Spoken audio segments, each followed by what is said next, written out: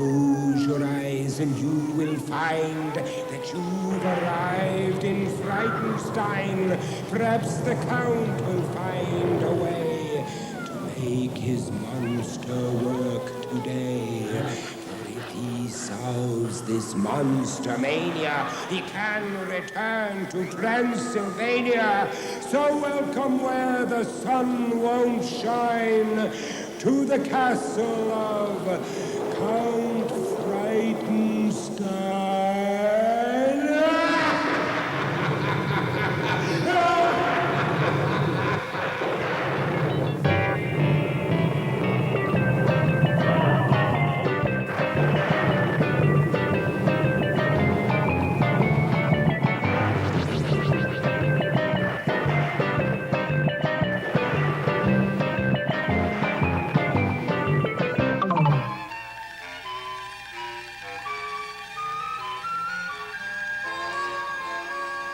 And now, I am fed up with all of you.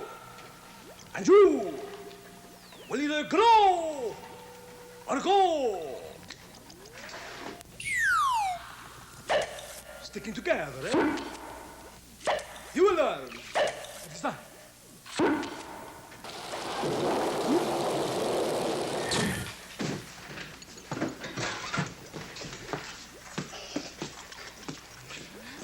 Dancing fool. Thank you, master. You're welcome. Igor, Yes, master. you are late again. Explain yourself. I was outside weeding the garden, master. Well, for once you're doing something right. Thank you, I master. thought you had your toothbrush. Look at it. And it's a... Enough of this chatter. Now it is time. 4. Could be 3, 2, 1, whatever the count says. You're the count. That is right, and I will count. 4. Raising the flag. And singing our national anthem. Begin. Always a little shtick with your number, huh? Gory, gory Transylvania, where werewolves and bats will always maim ya. The murky moor will likely claim ya as we go G-sharp through. I pledge by the sign of the three-toed sloth that I will do my best to do my duty, to always obey the laws of the werewolf pack, and to never rest until Brucey lives once more and takes his rightful place in the hands of distinguished monsters. And then I can return to that most glorious of countries, Gory, gory. my homeland, Transylvania. Sing it out like you mean it. Ya, gory, gory Transylvania, as we go stumbling.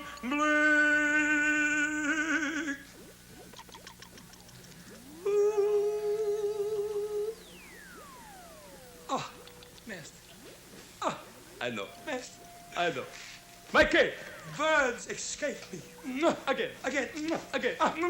Ah, too much. Now explain yourself. What were you doing outside? I tell you, master, I was outside, weeding the garden.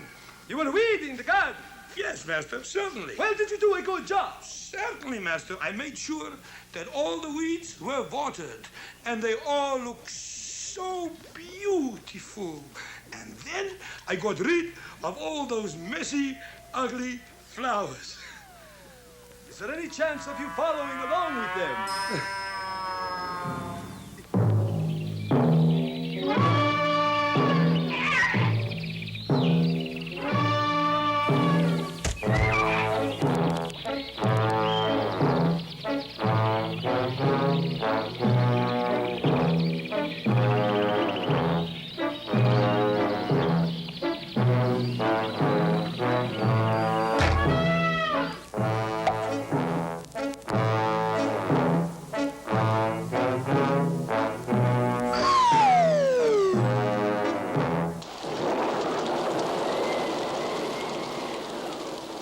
The oracle was telling us how horoscopes can tell when your future life will end or when it will go well. He said, I read the stars once for a captain out at sea.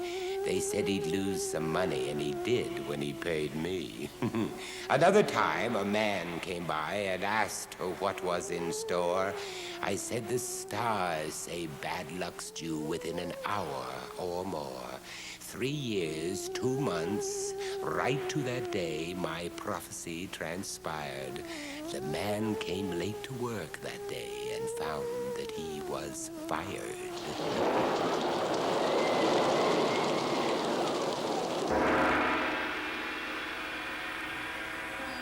Hi. I am the Oracle. Yes. And I bet you think I'm going to break this crystal ball I'm holding. Well, you're right. But I'm not worried about this crystal ball because this is a prototype of a new unbreakable crystal ball developed by the Acme Unbreakable Crystal Ball Company of Bismarck, Morocco. Watch! Yes, well, my first prediction of the day is this. The Acme Unbreakable Crystal Ball Company is going out of business. I should think so. But do not worry. We always have more where that came from. Now we will find out our sign for this very day. Oh, no, don't do that. Ah, swirling mist that the gods have kissed. Which sign whose life will fortune twist? Ah, Aquarius. Now, for all you Aquarians, you're going to be very happy people. For today, anyone born between January 20th and February 18th is an Aquarius. Now, you are honest and broad-minded. Now, this is because Uranus and his ruling planet and Uranus fills him with a penetrating curiosity. Aquarians hold thoughts which often result in a radical viewpoint. Now we will look into your future. It's a good thing I keep spares. Right. Seems I'm always putting my thumb into something.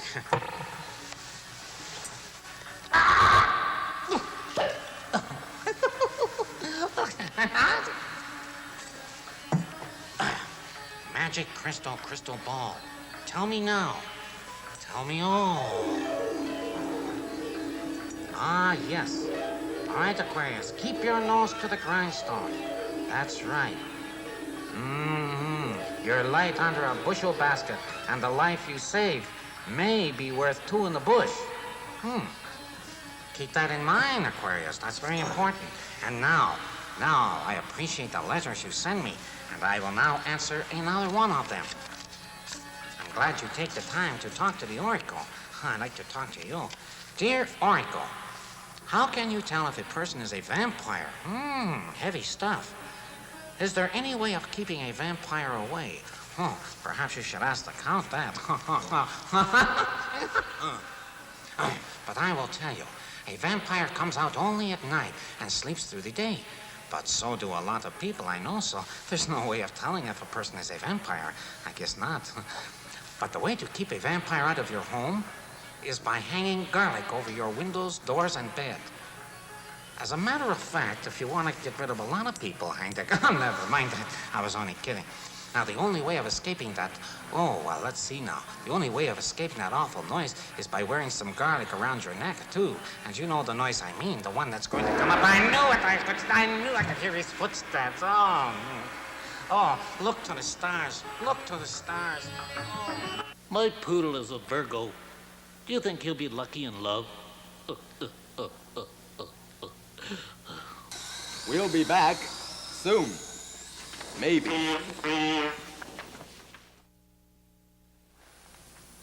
That being done.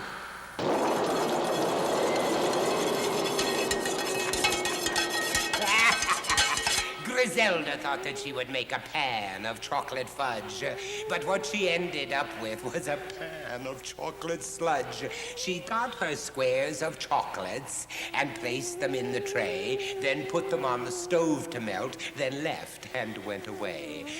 Her bowl was made of plastic, so that when our cook returned, she found a melted lump in flames and half the kitchen burned. But Griselda didn't mind at all. She said it didn't matter, and scraped the gloop from off the stove and threw it in the batter.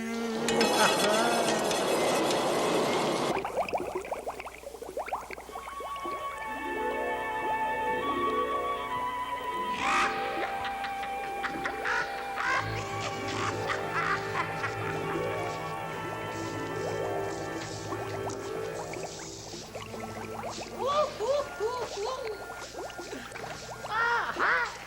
I'm Griselda, and welcome to my pad. First the tide rushes in, knocks a hole in a rock, then rolls out to sea, leaving you with soaked socks. Dump! But it reminds me, come on in here, I'm going to tell you about it.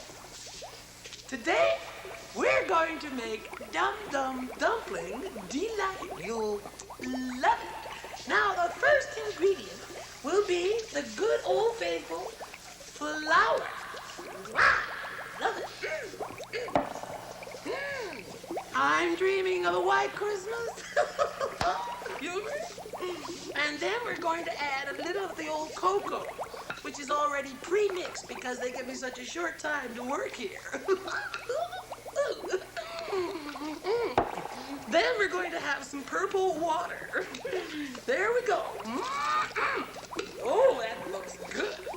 Good enough to eat, if you dare to. And now for our last ingredient. Wait a minute. Beauty. Isn't it wonderful? Hard living with myself. Now for the last ingredient that's over here. Hello, Birdie. How are you today? Caught you again. Oh, guess what we have today? You'll love it. An American eagle egg. Stars and stripes forever. Woo-hoo, come on. Now we're going to take this egg. But oh no, we're not going to throw it in there. This is the old... I love this one. Are you ready?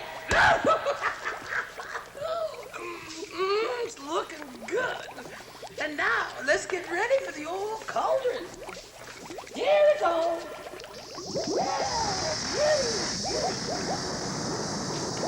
Cauldron, cauldron, toil and trouble.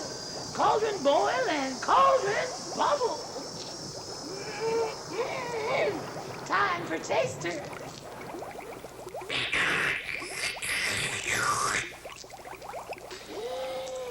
Wow. I know bad and I know ugly, and that is ugly. Ooh. But come on back another time.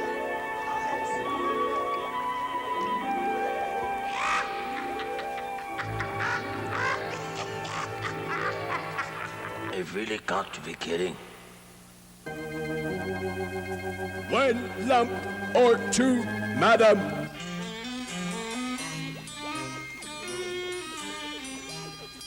Master, I forgot to tell you, but last night I received a special delivery package for you. Really? What was in it, Igor? It's a new part for Bruce, Master. Well, where is it? It's in the cage with a sloth, Master. Why is it in the sloth's cage? Well, Master, it looked like a bone, so he picked it up and he took it in the cage with him. Well then, go get it. No, Master, I'm not going in the sloth's cage. Igor, if the sloth's got it, go get it. No, Master, please, anything but... It's one sloth or the other. Go, Igor, go. Yes, Master. That's better. Now, Brucey, pay more attention to you. The new part might work.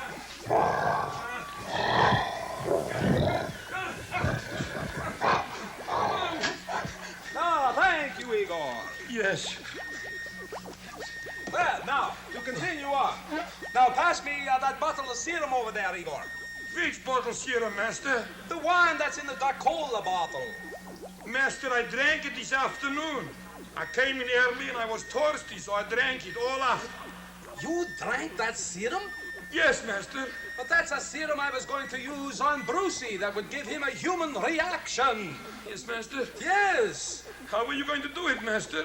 Well, the reaction would have made him laugh, strictly by flicking that switch. But nothing lost. Probably wouldn't have worked anyway.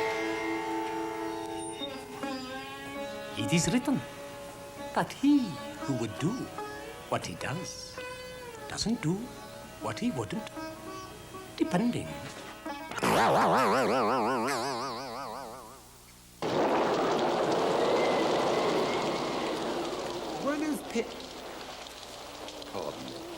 One of Petvet's animals was an old alligator, quite refined. He spent his time attending the theater. He went to it each Friday night, and never did he fail to buy up several seats just to accommodate his tale. He said he liked it best of all the plays of Girardot, because they're plays, he said, that he could sink his teeth into.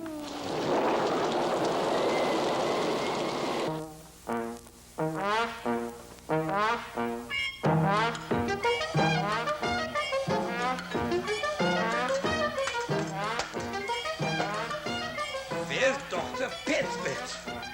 He promised me a specialty of all specialties from the special sort of specialty. Here he is, Igor. Doctor. Petvet. Oh, And look what I have for us today. a specialty. It's really a specialty. He's a charming little fellow, this guy. Come on now. Here we go. All arms and legs, aren't you? All right. Hello. What you gonna do? Oh my goodness. There he goes. Oh, he has so much fun. He really does. That's it. That's where the peanuts are. Let's see what he'll do. Now, this is called a woolly monkey. And you can well see why. What do you Oh, he well, took the peanuts. manners, please. We say thank you, don't we? My goodness It's gracious. all right. Now, come on I around here. understand. Here we go. See, this is how we do our act. Come on around here. Oh, he's There's a nice. tail. Oh, look at this tail, you see? Oh, I think he's got the back of my spectacles there. Now, come on. Here we go. Now, I'm going to tell you about this monkey. That's it. Here, have What another. kind of monkey is he? That's a woolly monkey. Is that what his name is? Yes. Like that American actor's name was Monkey Wooly. No, Monty Woolly. Oh, Well, that's what I call him, Monty. Oh. Now, he's from southeastern Brazil, you see. Now, his thumb is very small, but visible externally there. It's hard to see when he's crunching up all his little nuts there, eh? Hey, Yeah. eating your peanuts. Not like that other monkey without a thumb. He's got. That's right. No, they're long and powerful. And he has this prehensile tail, you see. Prehensile? That's right. He can just wrap that around and look at just how he wraps it. Oh my goodness. Oh, Look at my beard. No, I'll tell you what else now. The tail is used not only for climbing, but also he can pick objects up with that tail. Did you know that? He can actually pick objects up. That's right. Come on. Now, these kind of monkeys make the best pets of all. They really do. They're just so lovable. They're just wonderful. Now, do you know something that's a little different about this monkey? Well, a great deal of difference. He actually has fingerprints and fingernails. Now, you don't have that happen unless you get to the larger monkeys, like a chimpanzee or something like that, you see. He's quite large. He's quite a fellow, this chap here. Up. Now, come on. Here we go. Come on. Oh, There come we on. are. Come. Oh, come Oh, to he Igor. likes you, Igor. Oh. He likes Igor. I'll go and ask the sloth if I can have him. Well, I Because don't can want see him. he I likes don't want him frightened. So, just a moment. Oh. Come along now. Come on here. He has to go and see the sloth. Come on. Now, I like that Monty, monkey. I want you to stop that. Don't go away, Monty. I'm coming. You're a bad boy Mr. for doing Sloth, that. Monty, this man, and he likes me, and he puts the arms around me, and hug, and squeeze me, and he loves me, and can I have him?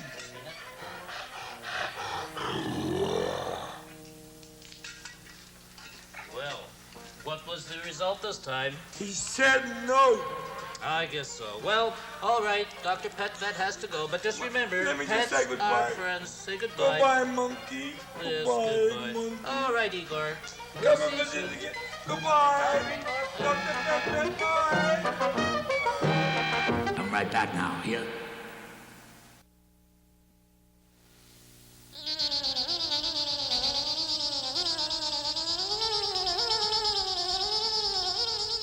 Hey, did I ever tell you that my uncle wasted $100 at the art school for a course on how to draw blood?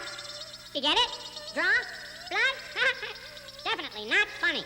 Oh well, lunchtime.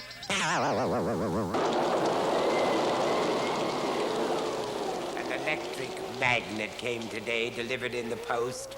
It was a gift I knew that the professor wanted most.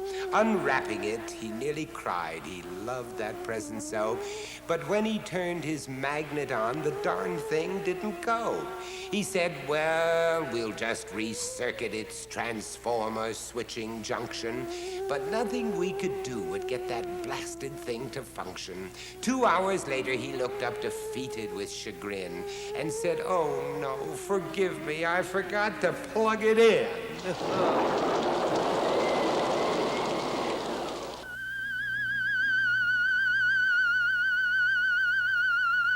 How do you do, ladies and gentlemen, and my friends abundant in many places? I am Professor Julius Sumner Miller, and physics is my business, and our business for several days and several days more, indeed 100 days unending, Bernoulli. And this one will absolutely enchant you. Consider the following. This is something to witness. I have here a funnel into which from below we are going to blow some air. And I have my assistant who lives in this castle with me, blowing air from the machine that produces it. Blow. Good. Hold on. To show you that air is coming out here, I am going to put some puffed rice in there so that you will see the air blow it out. And then you will agree that air is coming out. Blow, my good, blow. The air has come out. Thank you, sir. Now I'm going to put the golf ball in there. Correction, a ping pong ball. I am putting that in there. Now just let me consider matters with you. Just look here. Here is the funnel. There is the ball. We are going to blow a sharp stream of air up there. We already agreed that the air blew the puffed rice out. Should it not blow the ball out? Absolutely. Absolutely. Watch the ball go out. Blow.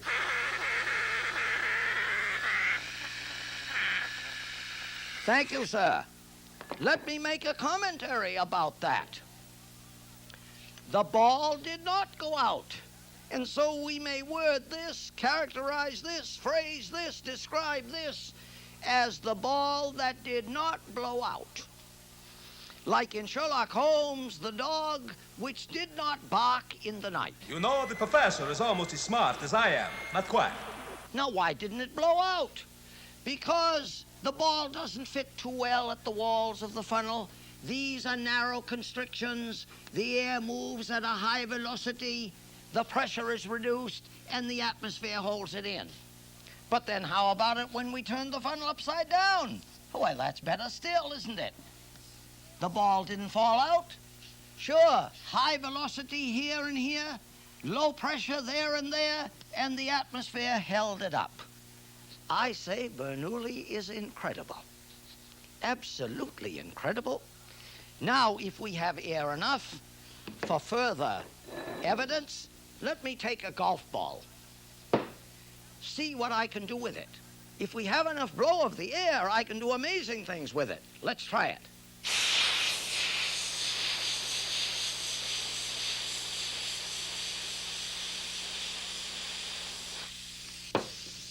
Oh, notice. Very good performance. The ball did what it should do. A very high spin. Indeed, with a high enough air velocity here, I could get 100,000 RPM. Pressure on the upper side reduced. The atmosphere holds it up. Let me try it with a lighter ball, which is styrofoam.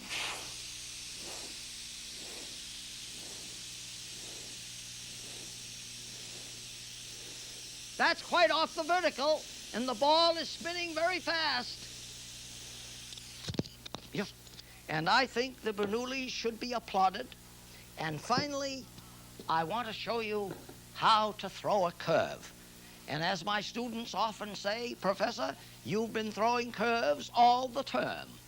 And this is just one more.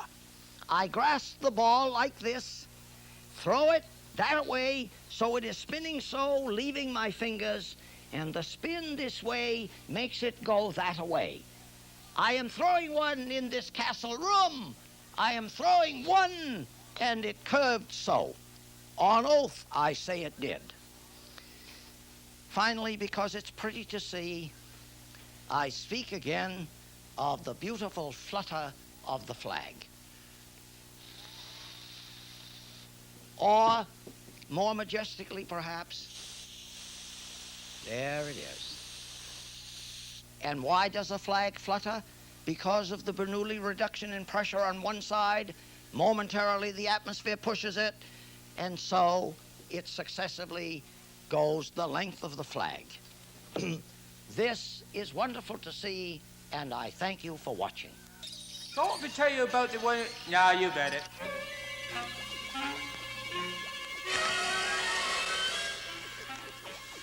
Igor, have I ever shown you any of my card tricks? Yes, master. Many times, and they never work. Ah, but Igor, I have a new one, and it works. Master, do you think I could see it? Of course you can, Igor. Here. Now pick a card. Any card. That one. All right. What is it? 4 of clubs, master. Ah, you shouldn't have told me. It doesn't matter. I would get it anyway. Let's see now. It's the 7 of hearts. Close, master. Well, give me a hint, Igor. Is it a red card or is it a black card? Black, master. It's a black one. Oh, that's bad. I'm very bad on the black cards. Wait now. It is the 13 of diamonds. Nope. Well, let me see now. Well, was it a face card? Or was it, what's the name of the other cards? With numbers, master. Numbers, yes. Yes. Well, what is it? Oh, now you've given it away, Igor. I can't understand. Master, excuse me. May I show you a card trick that I learned, please, master? Sure, Igor. I'm game. It's a game I learned, master. It's a fabulous game. I'm just shuffle, master. This game is called 52 Pick Up. Oh, well, Your good. father taught me this game, master. Dear old dad. Yes, master. Good. I'd like to see that. You ready, master? Sure. Oh, very good. And what happens now, Igor? Well, now, master, you must pick them up one at a time and call out the cards until you find the 16 of diamonds. Oh, sure. All right. The 7 of clubs. No. 3 of diamonds.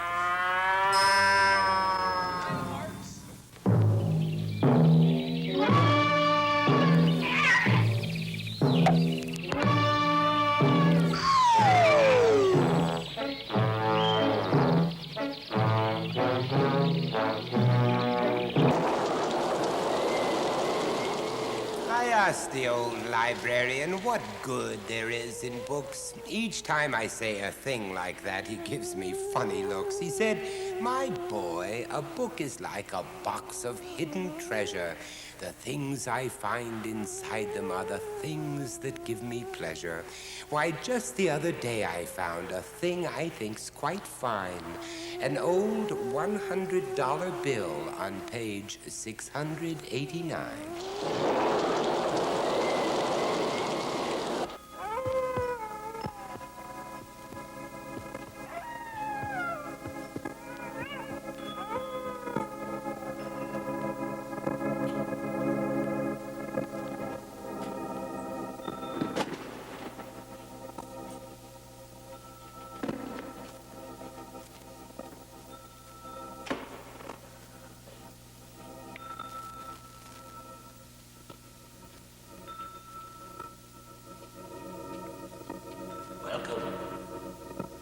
Welcome to the library. Welcome to a horrifying experience. I will horrify you. Get lost. Thank you. Say hello to Horrendous here. Horrendous. Hello. Wake up. Sleepyhead, eh? Ori, say hello. Hello. That's what I thought. There we are. right on the ball today. Are you ready to be terrified? For I will terrify you.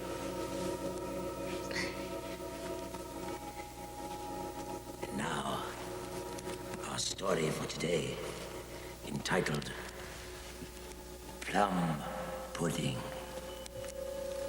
Sounds scary? Yes, it is. A certain captain who was very fond of plum pudding once hired a young mate who was also exceedingly fond of plum pudding. We have a conflict right off the bat. Too much. It was plum pudding every evening for captain and mate, with the pudding divided equally between them. The captain, however, was not satisfied. What did I tell you? He wanted the lion's share of plums. So one day he gave secret orders to the cook.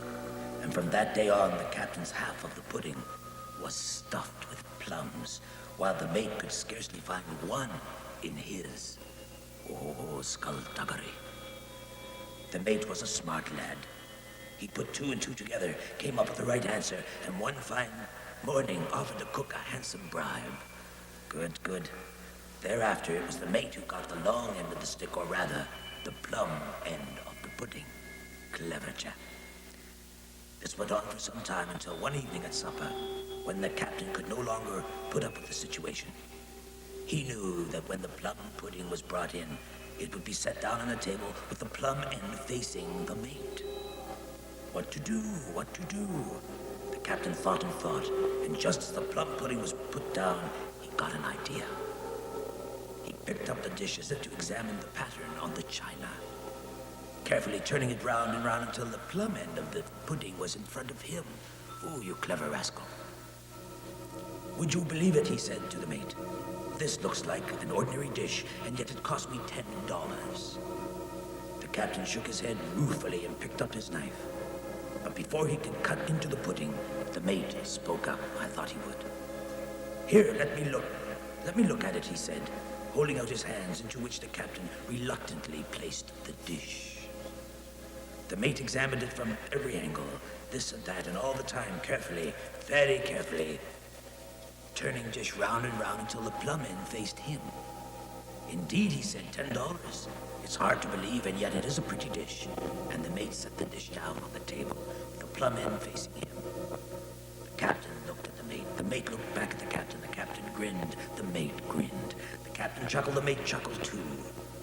Finally, the captain threw back his head and burst into roars of laughter, into which the mate joined heartily. They laughed and laughed until tears ran down their cheeks. Young man, gasped a Caspin at last, you're a fair match for me. Let us divide this pudding lengthwise, and hereafter let us both give instructions to the cook at the same time. Are you terrified? Are you? No. No. Very well, have it your way.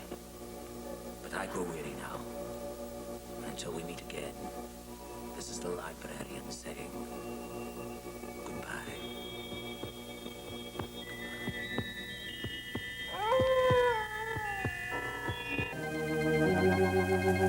And if you go to the dance with me, I promise not to act up.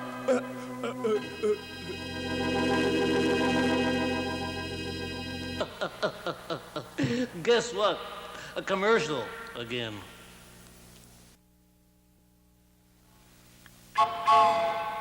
Something better is due.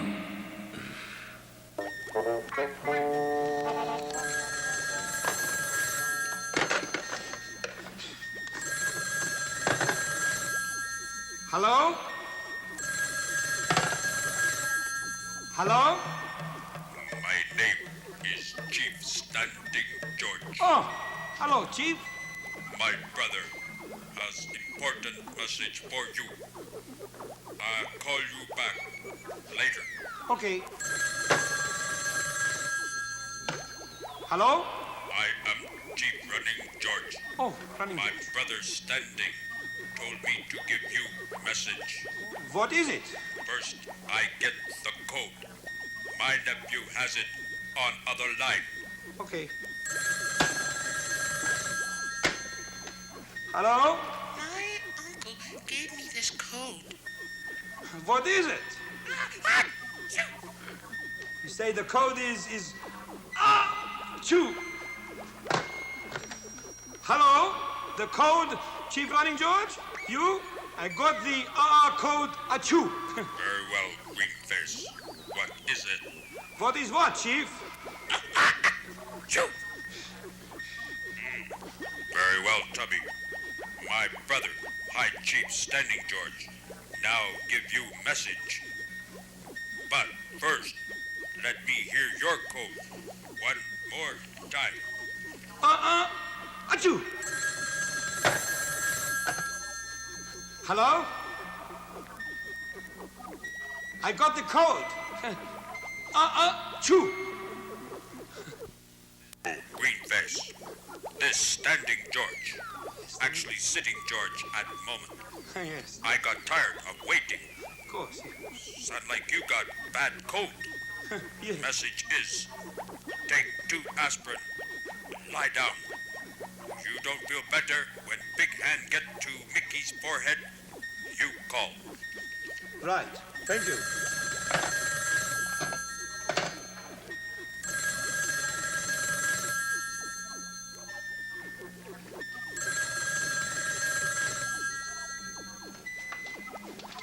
Do you have 2 dimes for a nickel?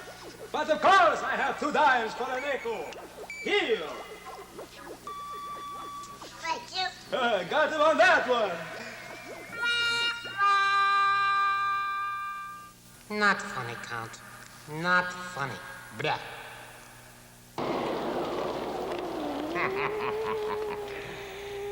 Our gorillas at the Zany Zoo will shake their bars and shout, "We wish to leave this wretched place. Won't someone let us out?"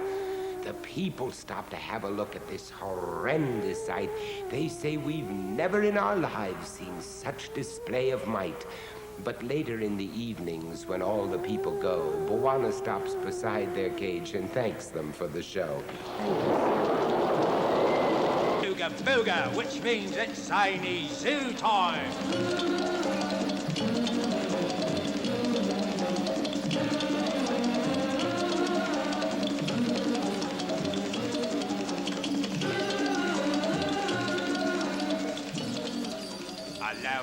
Hello.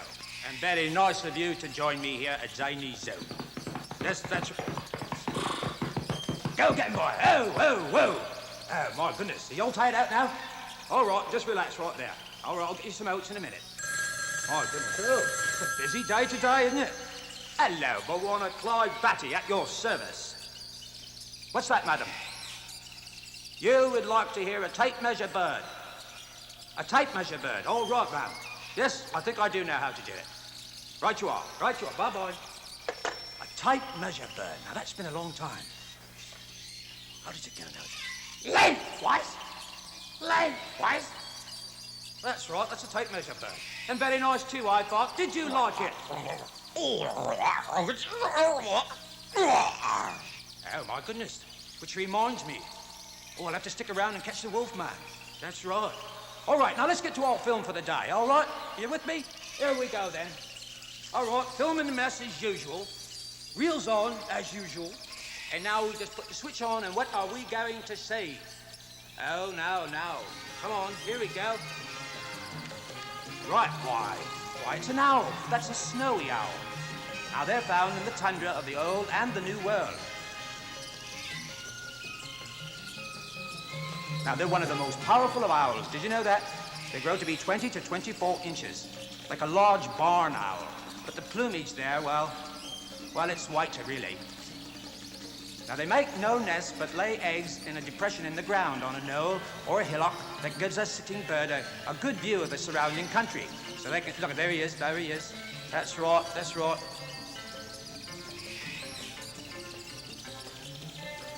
Now, the male, he gives out an alarm call from a nearby lookout, you see. Oh, look at the little chicks. Look at that. Oh. My goodness. 5 to 8 eggs, eh? My goodness. That's what they have. The chicks leave the nest now when nearly 3 weeks out, and they can fly at 7 weeks. Did you know that? Well, my goodness. Isn't that beautiful? One of our little feathered friends. Whoa, my goodness, I like that. Do you know, did you like that? I think I can do the call of that owl. Hold on. How was I? All right? You liked it? Very good. And just remember what we always say here at Zany Zoo, and that is Ooga Booga. Which means that we best be moving on before the storm takes the mickey out of us, eh? All right, mates, let's get out into the shelter here. Come on, wait up for me. Hold on. Would you say I have a mighty mind? Yes, Igor. Mighty empty. Maybe. Yes, you're right. The moment has arrived. We'll be back soon.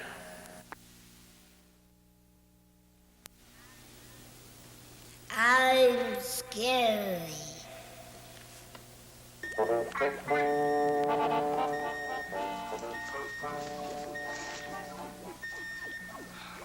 Igor, yes, Master. How many times have I told you, you must keep things clean? Do you not understand? I have pleaded with you. Because of your negligence, look at this filth. Believe me, a healthy monster is a clean monster. Now get busy. Let me in here. My goodness, this is a disgrace. You should be ashamed of yourself. I've even checked. This terminal. It is filthy dirty. Clean it again, and again, and again. This hand too. Thank you. Now, this has probably been our problem from the start. Probably. Now get over to the laser beam and prepare to throw the switch. Because now, with the new cleanliness we have, I can probably have Brucey working quicker than you can say, Gichigumi. Are you ready? I'm ready, Master. Throw the switch!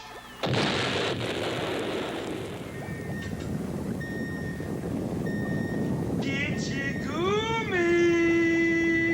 Well, you give me a break. The Wolfman is Ooga Booga.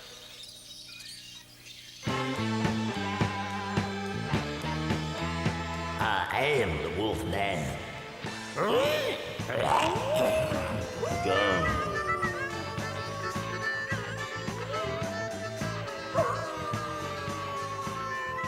Oh, how do you do and how are you? Yes, from the capital of the world here, the Dracola capital, that is. This is radio station EECH, bringing you groove sounds. It's Fright Night every night, so why don't you dig it? Excuse me. Hello. I know that, Igor. No way, babe. No, I don't feel that way about you. I know the Count put you down, but don't let him bug you, man. He's just frustrated by Brucey, dig? Right. All right, but cheer yourself up. Come on down and dig some sounds. Okay, baby. See ya. Bye-bye.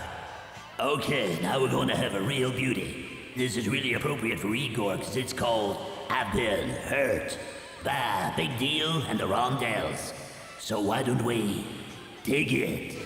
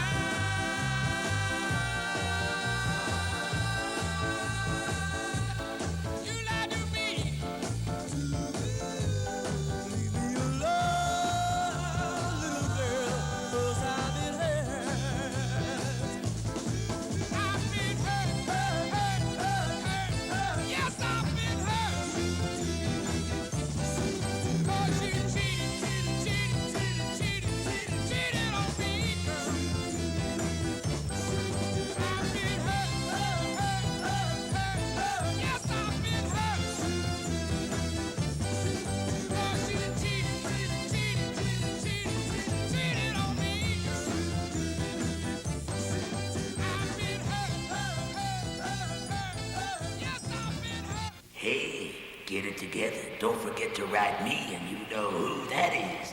I am the Wolf Man. Yeah. The castle lights are growing dim. There's no one left but me and him. When next we meet in Frankenstone, don't come alone.